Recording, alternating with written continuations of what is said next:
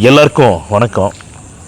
இந்த பதிவில் எதை பற்றி பார்க்க போகிறோம்னா, கரூர் துயர சம்பவத்துக்கு அப்புறமாக தளபதி விஜய் அவர்கள் கரூரில் உயிரிழந்த குடும்பத்துக்கு அவர் சொன்ன மாதிரியே தலா 20 லட்சம் ரூபாய் அவங்களுடைய வங்கி கணக்கிலே அனுப்பிட்டாங்க.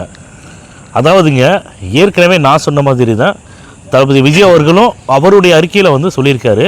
நான் சொன்ன மாதிரி சொல்லலை. அவருடைய அறிக்கையில் என்ன சொல்லியிருக்காரு அப்படின்னா, எவ்வளோ ரூபா கொடுத்தாலும் சரி உயிருக்கு ஈடாகாது அப்படின்னு சொல்லிட்டு அறிக்கையில் கொடுத்துருந்தாரு. இப்போ என்னென்னா, தளபதி அவர்கள் கரூரில் பாதிக்கப்பட்ட உயிரிழந்த குடும்பத்துக்கும் சரி காயமடைஞ்சவங்களுக்கும் சரி ஏதாவது ஒன்று பண்ணினாலும் சரி பண்ணாமல் இருந்தாலும் சரி, இவர்களுடைய வாடகை வாய்கள் ஆளுங்கட்சியோட கைக்கூலிகள் இவங்க என்ன பண்ணுறாங்கன்னா, விஜய் அவர்களை விமர்சனம் பண்ணிகிட்டே தான் இருக்கிறாங்க. இப்போ கூட பாருங்கள், தளபதி விஜய் அவர்கள் கரூரில் 41 பேர் இறந்தாங்கள, அவங்கள நேரில் வர வச்சு இங்கே அவங்கள சந்திக்க போகிறாங்க. ஏன் கரூரில் போய் சந்திக்கலை அப்படின்னா, கரூரில் விஜய் அவர்களுக்கு மக்களை பாதிக்கப்பட்ட மக்களை பார்க்குறதுக்கு அனுமதி இந்த டைம் வரைக்கும் வழங்கலை. இதுதான் உண்மையான விஷயமே.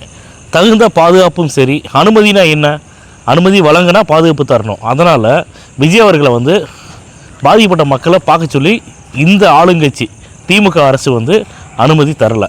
அதனால் விஜய் அவர்கள் கரூர் மக்களை அங்கேருந்து இங்கே வர சொல்லி பனையூர் ஆஃபீஸில் வச்சு அவங்க சந்திக்கலாம்னு சொல்லி ஏற்பாடு பண்ணிகிட்டு இருக்கிறாங்க. நாளைக்கு, அதாவது 27/10/2025 நாளைக்கு அவங்க அனைவரையும் வர வச்சு பார்க்க போகிறாங்க. இதுக்கு நாம் தமிழர் கட்சி சீமான் அவர்கள் என்ன சொல்கிறாருன்னா, கரூரில் போய் இவர் பார்க்க மாட்டாராமா, கரூர் மக்களை அங்கேருந்து இங்கேயே வர வச்சு தான் பார்ப்பாராமா.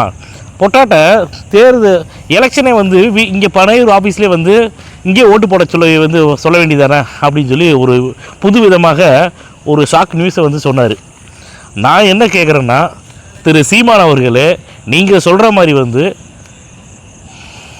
இருக்கிற இடத்துலையே அதாவது ஒரு கட்சி அலுவலகம் இருக்குதுன்னா அங்கேயே யாராச்சும் ஓட்டு போடுறதுக்கு தேர்தல் ஆணையமும் சரி சட்டத்தில் இடம் இருக்குதுன்னா அது நீங்களே கொண்டு வாங்களே, சட்டத்தை கொண்டு வாங்களே, அதுக்கு போராடுங்களே.